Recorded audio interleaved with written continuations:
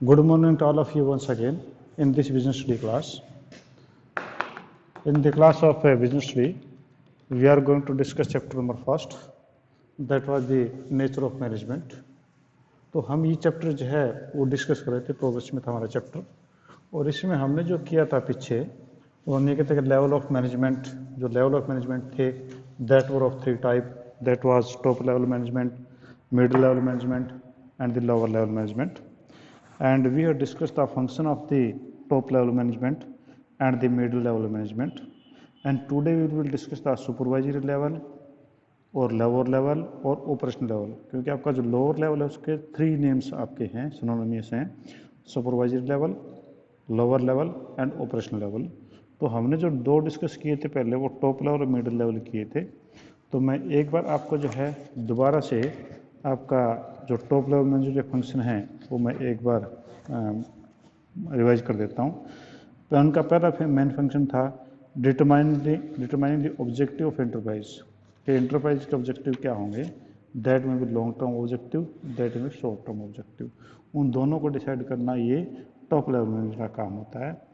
Second आपका था framing of plans and policies, means what will be the plan, what will be the policies for the achievement of the long term और short term objectives, तो वो भी decide करना आपका वो top level management का काम है. थर्ड था organising activity to be performed by the person working at middle level, means assigning the laboratories for the middle level management, means what works they will perform, what will be their laboratories, it was also the function of top level. And D was assembling all resources such as finance, fixed asset and other things, means in business we require 4M, that is man, machine, material and money. All these resources are assembled by the top level management. It is the function of the top level. E, responsible for welfare and survival of the organization. These top level management is responsible for the welfare, welfare मतलब organisation का भला कैसे होगा, यानी ठीक ठाक कैसे चलेगा, एंड सर्वाइवल की लॉन्ग लाइफ उसकी कैसे रहेगी, उनके लिए जो है वो टॉप लेवल मैनेजमेंट ही वो लायबल है.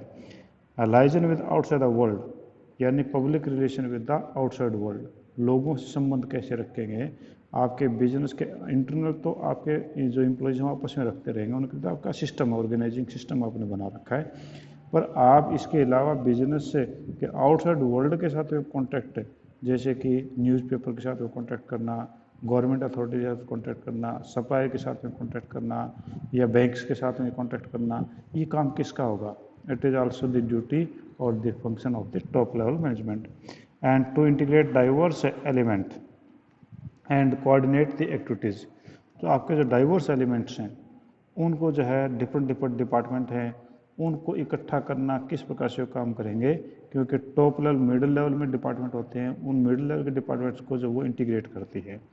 और analysing business environment and it's implication for survival of the firm, means what is the changing gradually take place in the business environment that is trapped out by the top level management and make the provision to meet such type of the requirements.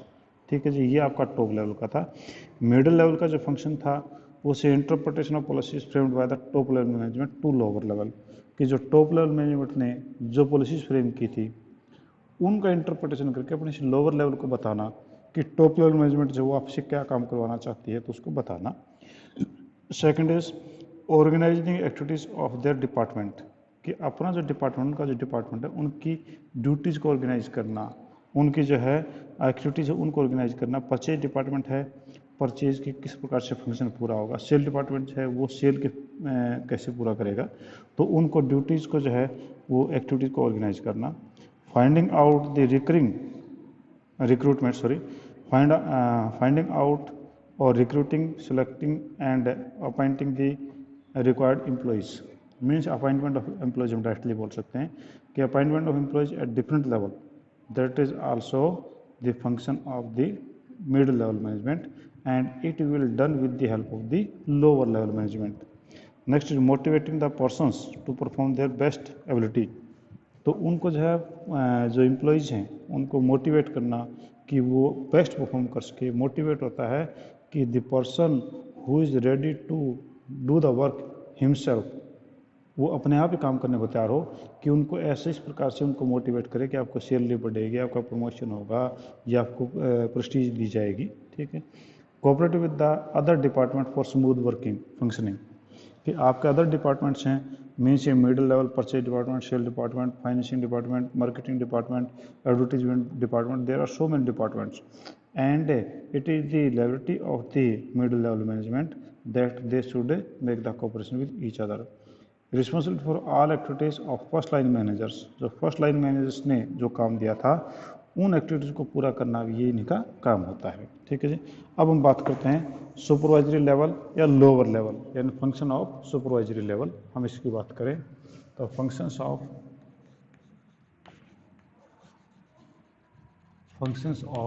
Lower level management.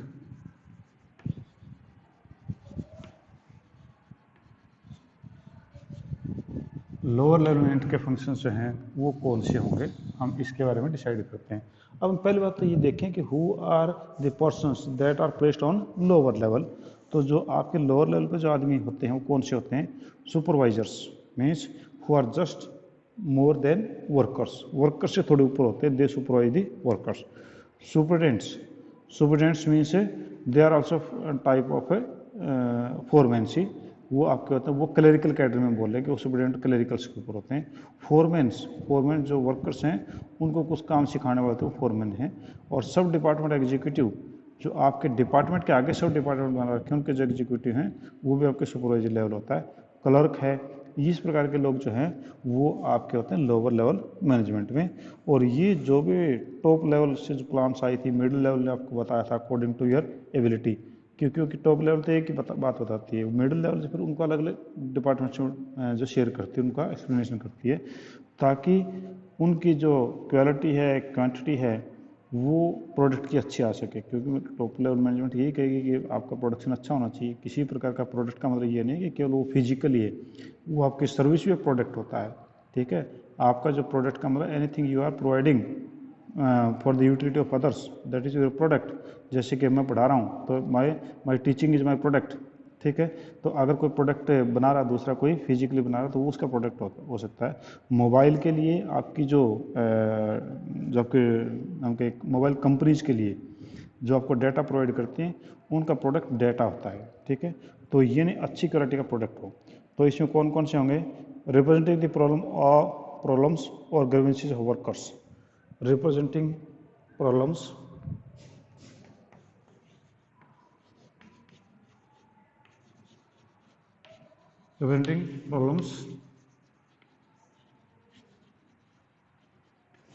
और grievances of workers।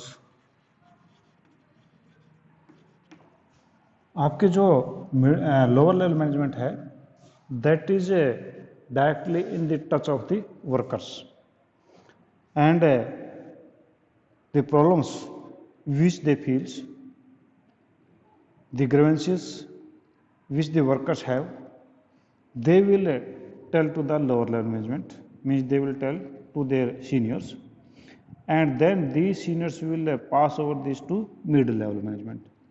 इसका ये हुआ कि आपकी जो workers हैं, जो lower level के ऊपर जो आपके बिल्कुल बेस में जो काम करते हैं, जो फैक्ट्री के अंदर काम करते हैं, उनकी जो प्रॉब्लम्स है या ग्रीवेंसेस हैं, उनकी जो समस्याएं हैं या उनके हम कहें कि दिमाग में जो गुस्सा है, उन चीज़ों को जो है वो वर्कर्स की उन चीज़ों को मिडिल लेवल को मैनेजमेंट को बताना, ये आपका जो है वो लोअर लेवल मैनेजमेंट का काम है। अब मिडिल लेवल जो फिर उसको टॉप लेवल के पास भेजेगी कि ये वर्कर्स में ये ग्रीवेंसेस हैं, इनको कैसे ठीक किया जाए। ठीक है जी। Maintaining good working condition, maintaining good working condition. Second is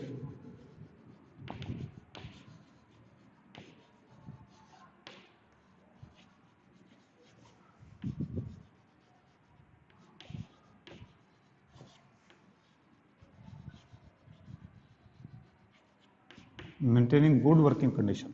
आपके गुड वर्किंग कंडीशन को मेंटेन करना भी ये आपका लोअर लेवल मैनेजमेंट का काम ही होता है।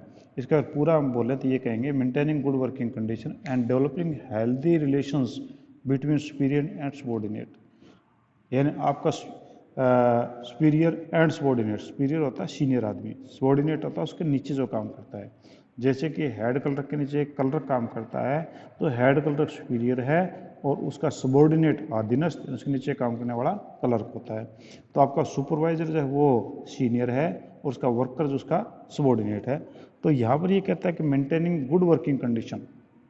गुड वर्किंग कंडीशन मीन्स जैसा कि मैंने पहले डिस्कस किया था, good working condition have two type of the meaning.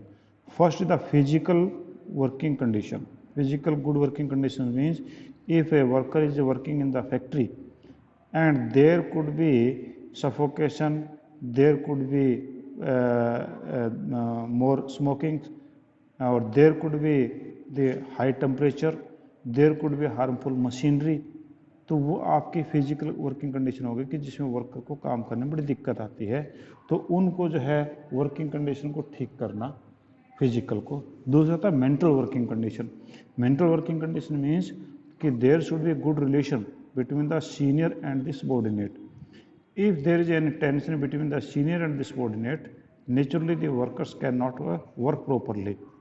It means आपकी जो वर्किंग कंडीशन है वो दोनों प्रकार की अच्छी होनी चाहिए, यानी आपकी जो फिजिकल हैं और एज वेल एज आपकी मेंटल वर्किंग कंडीशन, दोनों को अच्छा बनाए रखना ये भी आपका लोअर लेवल मैनेजमेंट का काम है। Looking to safety of workers. Third is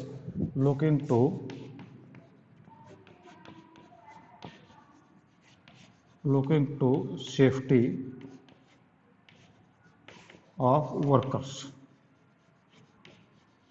जो आपके वर्कर्स हैं वो काम कर रहे हैं उनकी सेफ्टी को भी जब देना वो भी आपका लोअर लेवल मैनेजमेंट का ही काम होता है, क्योंकि उनको जो है जितना सेफ और जितना सिक्योर इन्वायरमेंट है वर्कर्स को दे पाएंगे तो ही जो है वो अच्छा काम कर पाएंगे।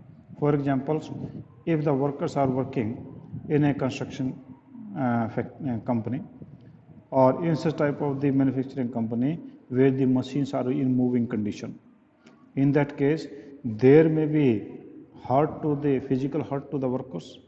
तो उनको जो है हेलमेट, ग्लव्स या पैड्स उनकी सेफ्टी देना या मशीनों की मॉडलिंग ऐसी करवाना कि ताकि उनको जो है इस प्रकार का कोई फिजिकल हर्ट ना हो।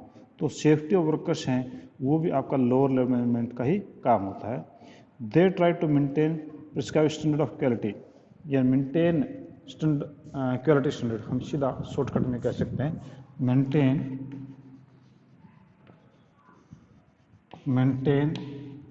Quality standards. आपके क्वालिटी स्टैंडर्ड्स को मेंटेन करना, it is also the responsibility of the lower level management that the production which are done और the output which are made by the workers that must be of a quality standards. Means the quality standard maintain. Quality standard अलग अलग हो सकते हैं, वो आगे chapters में आएंगे। तो उनमें कौन सी क्वालिटी ए बी सी जो भी मेंटेन करने की जो बात हुई है वो क्वालिटी मेंटेन होनी चाहिए। Next is they are responsible for boosting the morale of workers. Boosting the morale of workers.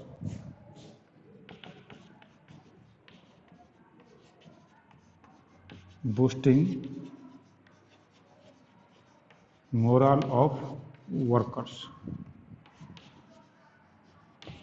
Workers का मोरल बूस्टअप करना। मोरल बूस्टअप करने का मतलब ये हुआ कि human being as an sensitive thing, sometimes the human being the workers feel unhappy, they feel depressed.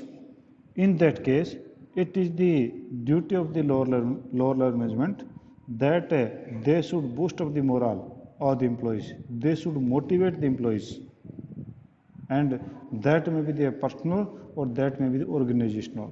तो उनको जो कहीं पर भी डिप्रेशन है, ऑर्गेनाइजेशन है, तो उनके बारे में भी बात करेंगे। अगर उसके पर्सनल कोई प्रॉब्लम्स हैं उनके बारे में बात करेंगे। ठीक है जी। Next is minimize the wastage.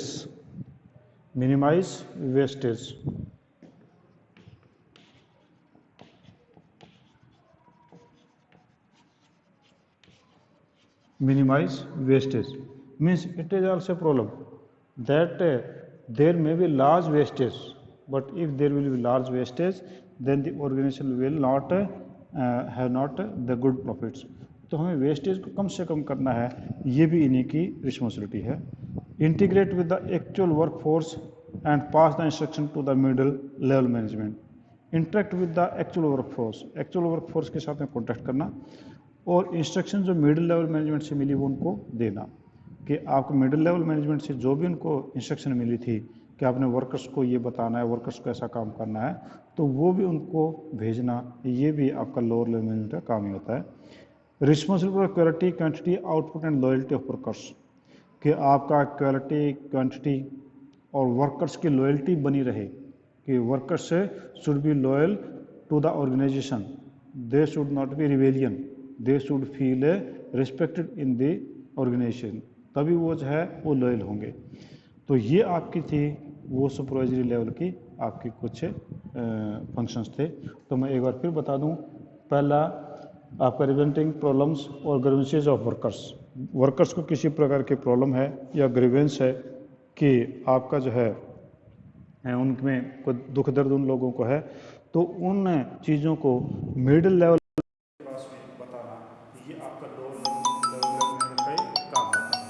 ठीक है. और हाँ जी, नेक्स्ट आपका maintaining good quality working conditions. आपके गुड क्वालिटी वर्किंग कंडीशन को मेंटेन करना भी ये आपका लोअर लेवल मैनेजमेंट का ही काम होता है, क्योंकि आपकी गुड क्वालिटी जो आपका मेंटेन होना, ये भी वर्किंग कंडीशन मेंटेन होना, ये लोअर लेवल का काम है, क्योंकि आपकी लोअर लेवल मैनेजमेंट ही जानती है कि आपका फिजिकली और मेंटली किस प्रकार से हेल्दी और एटमॉस्फेयर रखा जा सकता है. लुकिंग टू सेफ्टी वर्कर की सेफ्टी का काम भी लोअर लेवल का काम है, कि उन लोगों को इस प्रकार की मशीनरीज, इस प्रकार के वियर्स, इस प्रकार के इन्वायरमेंट देना ताकि उनको किसी प्रकार का फिजिकल हर्ट ना हो. और मेंटेन क्वालिटी स्टैंडर्ड्स, जो क्वालिटी स्टैंडर्ड का मेंटेन करना, ये काम भी आपके लोअर लेवल का काम है कि the product should be of good quality, what they should have maintain that must be according to that. ठीक है जी. और उसका बूस्टिंग मोरल ऑफ वर्कर्स का मोरल बूस्टअप करना भी ये भी इनका काम है.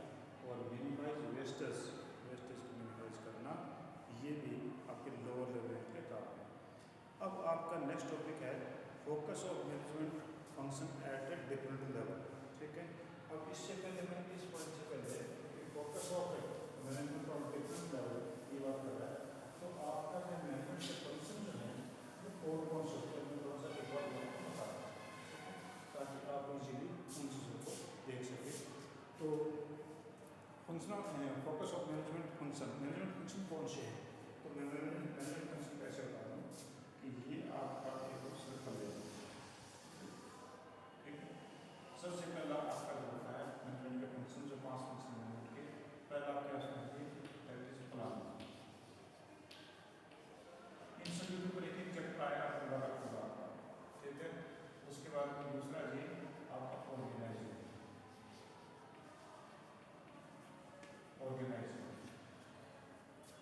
उसके बाद प्लानिंग, ऑर्गेनाइजिंग, फिर है स्टाफिंग. थर्ड आपका स्टाफिंग. उसके बाद आपका डायरेक्टिंग.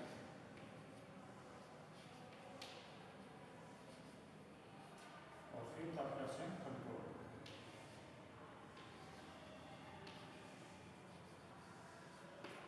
आपके पास में 5 फंक्शन हैं, planning, organising, staffing, directing, controlling. ये 5 फंक्शन होते हैं आपके मैनेजमेंट के. अब इसमें आपका जो ये मैनेजमेंट में आपको बोली गई थी वो 3 टाइप की मैनेजमेंट आपके पास में है, और वो आपके टॉप लेवल, मिडिल लेवल और लोअर लेवल. ठीक है. तो ये कहते हैं कि ये टोटल मैनेजमेंट का 5 फंक्शन होते हैं. तो इसमें कौन कौन से फंक्शंस कौन से मैनेजमेंट के नीचे आएंगे, टॉप लेवल के नीचे कौन से आएंगे, मिडिल लेवल के नीचे कौन से आएंगे, और आपका जो है लोअर लेवल के नीचे कौन से आएंगे. तो आपका पहला जो है प्लानिंग और ऑर्गेनाइजिंग, ये आपकी टॉप लेवल की है. ये काम तो प्लानिंग करना, और ऑर्गेनाइजिंग करना, ये काम टॉप लेवल में करता है। प्लानिंग और ऑर्गेनाइजिंग टॉप लेवल का काम है। दूसरा आपका जो मिडिल लेवल का है वो स्टाफिंग एंड कोऑर्डिनेशन। आपका जो है स्टाफिंग और इसी का एक पार्ट होता है, स्टाफिंग का ही पार्ट होता है कोऑर्डिनेशन, सब पार्ट होते हैं कोऑर्डिनेशन। स्टाफिंग और कोऑर्डिनेशन का काम क्या है वो आपका मिडिल लेवल का मिडिल लेवल में काम होता है। बाकी डायरेक्टिंग और कंट्रोलिंग जो है ये फिर लोअर लेवल का काम होता है, या लोअर लेवल में का काम। अब इसको देखो, प्लानिंग, पूरे बिजनेस की प्लानिंग बहुत बड़ा काम है। बिजनेस आज से 10 साल बाद किस एरिया में जाएगा, क्या काम करेगा, बहुत बड़ा काम है। इसका मतलब they requires high level of professionals, these person can be the owner of the company.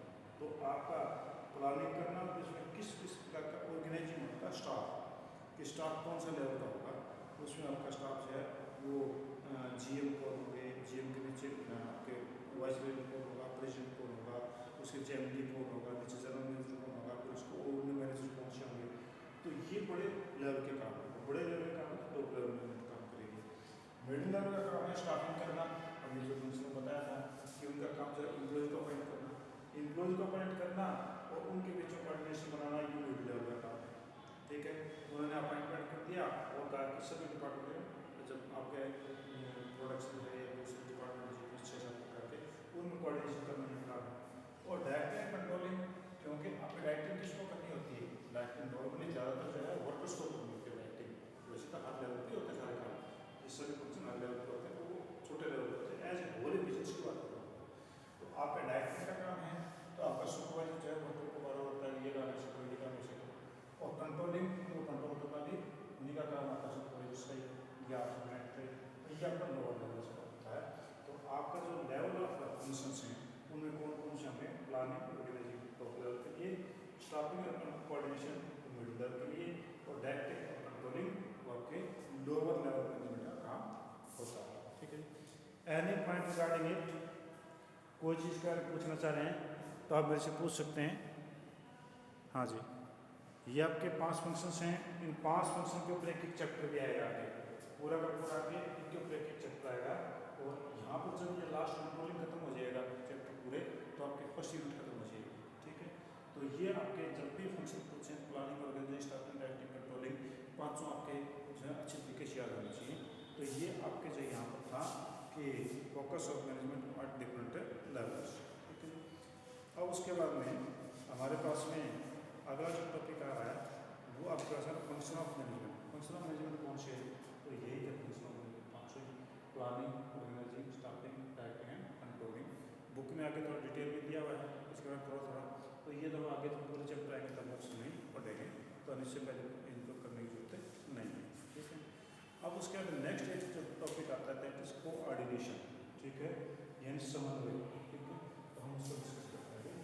तो ये आपके एक फंक्शन के 5 planning, organising, staffing and controlling और 5 एक चैप्टर भी आपका आएगा, और हम इसको अगला क्वेश्चन स्टार्ट करते हैं। ठीक है, और टॉपिक आपका है कोऑर्डिनेशन।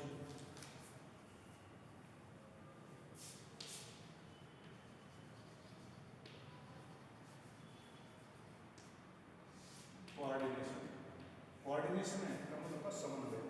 ठीक है, समन्वय। अब कोऑर्डिनेशन का समन्वय एक होता है कोऑपरेशन। कोऑपरेशन तो होता है कि मैं आपके साथ में कोई काम करने में मदद करूँ, वो कोऑपरेशन हो गया। ठीक है, आप भी कोई काम कर रहे हैं, आपको तो दिक्कत आई, मैं बता रहा हूँ, कोऑपरेशन हो गया। वो कोऑपरेशन पर ये कोऑर्डिनेशन है डिफरेंट। कोऑर्डिनेशन तो ये होता है कि आपका जिस प्रकार से मुझे कहें कि आप मान लो कि कल सुबह चंडीगढ़ जाना चाहते हैं। ठीक है, और आपके चंडीगढ़ की जो बस है वो सुबह 4:40 पे है, 4:40 की बस जा रही है। अब उसमें जो आपको ये चाहिए कि आपको 4:40 की बस पकड़ने के लिए आपको सुबह आप कहीं चाहेंगे कि जो 3 बजे या 3:30 बजे उठा जाएगा, और फिर आप जब नहाना भी चाहेंगे, फिर खाना भी खाना चाहेंगे, फिर उसके बाद आप चाहते हैं कि बस अड्डे भी पहुँचा जाए, उसके बाद बस मिल जाए आपको। अब काम ये है कि आपने 4:40 की बस को पकड़ना है। अब इसमें आपके जो परिवार के लोगों का अब आपको कोऑर्डिनेशन होगा, यानी वो अपनी एक्टिविटीज़ पूरी करेंगे तो ही आप अपना काम कर पाएंगे। क्योंकि आप तो सुबह खड़े हो सकते हैं, खड़े होने के बाद में खाना जो बनाना है वो मम्मी ने तैयार करना है, उसके बाद टिफ़िन जो तैयार करना है मम्मी ने तैयार करना है, यानी उसकी एक्टिविटी वहाँ पर होगी। अब उसके बाद में आप जो है मम्मी ने सुबह आपको 3 बजे खड़ा कर दिया, उन्होंने जो है आप नहाने के लिए गए, फ्रेश होने के लिए गए, मम्मी ने आपको खाना बना दिया और आपको जो खाना दे दिया, आपका टिफ़िन तैयार कर दिया। इसका मतलब ये हुआ कि मम्मी ने आपको जो है 4 बजे 4:10 पे आपको तैयार कर दिया, ठीक। उन्होंने अपनी एक्टिविटी पूरी कर दी, आपने अपना काम पूरा कर दिया। आपने इस प्रकार से कि दोनों की दिक्कत नहीं, दोनों अपना अपना काम करते, तो कोऑर्डिनेशन करें। अब बारी आई पापा की, कि पापा जो है आपको बाइक लेकर के या गाड़ी लेकर के बस अड्डे के ऊपर आपको ड्रॉप करके हैं टाइम पे, तो वो जो है आपको यहाँ से घर से चले मान लो 4:10 पे, और उन्होंने आपको जो है 4:25 पे बस अड्डे पे ड्रॉप कर दिया। अब उन्होंने अपना काम पूरा कर दिया, अब बस आ गए, बस में आप बोर्ड हो गए और आप चंडीगढ़ पहुँच गए। इसका ये हुआ कि ये सारी की सारी एक्टिविटीज़ थी, इन एक्टिविटीज़ को एक बंदे ने अपनी एक्टिविटी को परफॉर्म कर दिया ऑन टाइम, तो दूसरी एक्टिविटी कंप्लीट हो गई ऑन टाइम, फिर तीसरी एक्टिविटी कंप्लीट हो गई ऑन टाइम।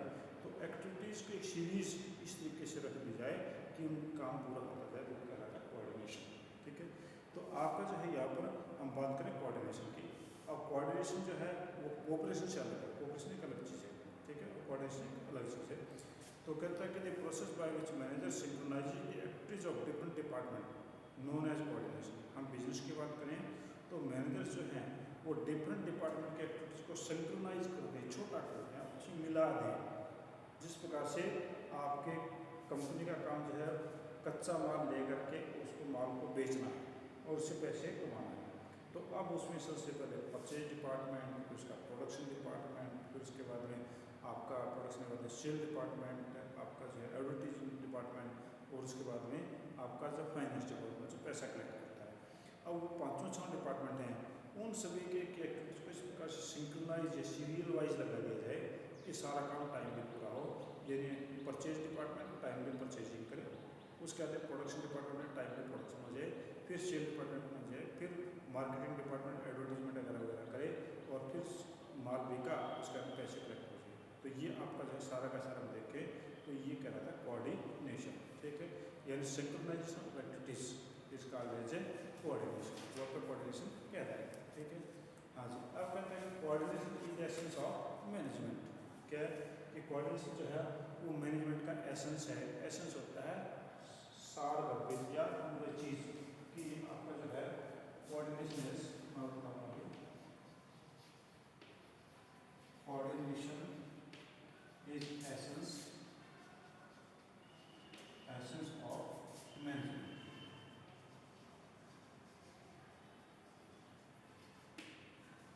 एसेंस होता है मेन चीज, मुख्य चीज, एसेंस ऑफ मैनेजमेंट। अब मैनेजमेंट क्या है?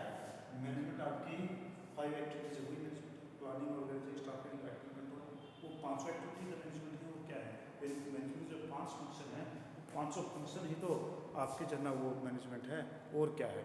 तो ये कहता है कि आपका जो है coordination is the essence of management.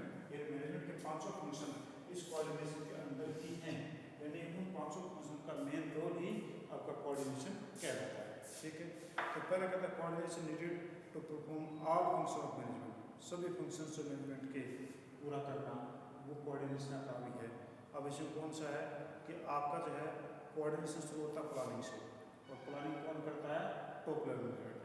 Top level management planning करता है कि कब माल खरीदेंगे, कब कच्चा प्रोडक्शन होगा, कब उसकी सेल होगी, कब उसका एडवर्टीजमेंट होगा, कब वो पैसा हमें वापस मिलेगा। इसका क्या होगा? मैं सारी प्लानिंग की, प्लानिंग में सारा का सारा क्या चीज़ दिखा रहे हो, कब होगा, कब होगा, कब होगा, कब होगा। इसका मतलब कोऑर्डिनेशन इज देयर। इसका मतलब प्लानिंग के अंदर आपका कोऑर्डिनेशन है सारा का सारा, क्योंकि आपके 5 जो फंक्शन थे वो आपके मैनेजमेंट के, वो था प्लानिंग, दूसरा था ऑर्गेनाइजिंग, तीसरा था प्लानिंग स्टाफिंग, और स्टाफिंग और डायरेक्टिंग, और डायरेक्टिंग का था 5वां था कंट्रोल। अब आप यहाँ पर जो चीज़ रखोगे ना, उन सभी में से उन सभी में आपको कोऑर्डिनेशन दिखाई देगा। अब आपका जो ऑर्गेनाइजिंग स्ट्रक्चर है, जो आपका ऑर्गेनाइजिंग है, उसमें क्या है, हम सबसे पहले भी प्रेसिडेंट अपॉइंट करेंगे। प्रेसिडेंट के नीचे वाइस प्रेसिडेंट होगा, वाइस प्रेसिडेंट के नीचे जीएम होगा, जीएम के नीचे 7 मैनेजर होंगे, 7 मैनेजरों के नीचे 7 सुपरडेंट होंगे, 7 सुपरडेंटों के नीचे 14 क्लर्क होंगे या वर्कर होंगे। अब वो हम क्यों कर रहे हैं, ताकि सारे के सारे ऊपर से कोऑर्डिनेशन चले। ऊपर वाला आदेश देगा वाइस प्रेसिडेंट को कैसे कोऑर्डिनेट करना, वाइस प्रेसिडेंट जो है जीएम को आदेश देगा, जीएम जो 7 मैनेजर को देगा, 7 मैनेजर नीचे वालों को कोऑर्डिनेशन के लिए बोल देंगे। इतना और सारे के सारे एक्टिविटीज को कोऑर्डिनेट कर रहे हैं, तो यानी ऑर्गेनाइजिंग का कोऑर्डिनेशन आ जाता है। स्टाफिंग में भी क्या है, स्टाफिंग में हम एक जगह पे हमें कितने आदमी चाहिए, हमें 5 आदमी चाहिए, हम 9 तो 10 तो नहीं लगा रहे उसमें, 5 में चाहिए, क्योंकि एक एक एक्टिविटी को पूरा करेंगे। तो 500 आदमी जो है वो क्या कर रहे हैं, वहाँ पर स्टाफिंग में कोऑर्डिनेशन कर रहे हैं। आपका उसी प्रकार से डायरेक्टिंग में क्या डायरेक्शन देना, डायरेक्शन में कि कोई आदमी किस दिशा में काम कर रहा है, कोई किस दिशा में काम कर रहा है, वो सारे एक ही दिशा में काम करें, एक जैसा काम करें, तो डायरेक्टिंग कहलाता है। तो डायरेक्टिंग का मतलब भी क्या हुआ, वहाँ पर कोऑर्डिनेशन ही कि भैया आप इस तरफ मत जाओ, इस तरफ जाओ, ताकि उनको डायरेक्ट करेगा तो उसमें कोऑर्डिनेशन बनेगा। और इसी प्रकार से कंट्रोलिंग में भी लास्ट में कंट्रोल करते हैं कि अगर मान लो क्लास के बच्चे कहीं जा रहे हैं या सोल्व कर रहे हैं, कुछ कर रहे हैं, हम कहते हैं शांति बनाए रखो। तो शांति बनाने के लिए जो कंट्रोलिंग किया जाता है, उसमें क्या है कि कंट्रोल हुआ, सभी के सभी चुप हो गए। यहाँ पर मैं वैसे एग्जाम्पल दे रहा हूँ, कंट्रोलिंग का मतलब बिजनेस इश्यूज में अलग चीज़ है। तो वहाँ पर भी जो है आपका कितना काम किसी ने किया, कितना काम किसी ने नहीं किया, उनको कंट्रोल करना कंट्रोलिंग है। तो यदि आपका देखें तो एसेंस ऑफ मैनेजमेंट हमें साफ दिखाई देता है कि 500 के 500 फंक्शन के अंदर आपका कोऑर्डिनेशन है। अब कहते हैं कोऑर्डिनेशन जो है वो coordination is required at all level. तो पहले तो ये था एसेंस ऑफ मैनेजमेंट है, और दूसरा है coordination required at all level. Coordination requires at all level of management। आपका जो मैनेजमेंट है उसमें हर जगह, हर लेवल के ऊपर, चाहे टॉप लेवल है, चाहे मिडिल लेवल, चाहे लोअर लेवल है, सभी जगह पे आपको जो है कोऑर्डिनेशन की जरूरत है। टॉप लेवल भी अपना कोऑर्डिनेशन का काम करती है, मिडिल भी और लोअर भी, ठीक है। अगला coordination the most important function of organisation. Coordination is the most important function.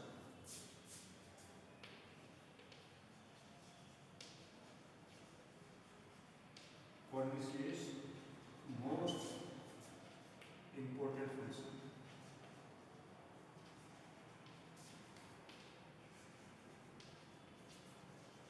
Function of management.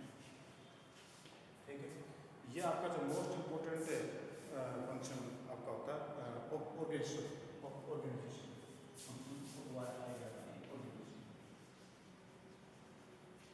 Organisation का आपका ये मोस्ट इम्पोर्टेंट आपका फंक्शन होता है, क्योंकि आपका कोई भी कंपनी है वो आपका तभी फेल होती है जब उनके बीच में कोऑर्डिनेशन खत्म हो जाता है।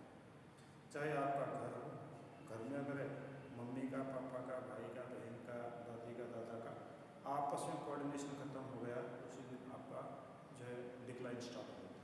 इसी प्रकार से ऑर्गेनाइजेशन में भी अगर कोई कोऑर्डिनेशन नहीं रहता है तो डिक्लाइन स्टार्ट हो जाता है। तो आपका जो है कोई भी कंपनी है, चाहे कोई भी आपका बिजनेस है, वो तब तक सक्सेसफुली रन नहीं हो सकता जब तक कि उनके बीच में कोऑर्डिनेशन ना हो। इसलिए आपका हर जगह पे कोऑर्डिनेशन का होना जरूरी है किसी ऑर्गेनाइजेशन के सर्वाइवल के लिए, अदरवाइज तो आपका ऑर्गेनाइजेशन सर्वाइव नहीं कर सकता, ठीक है जी। तो ये आपका जो essence of coordination is essence of management, मैंने आपके 3 डिस्कस किए।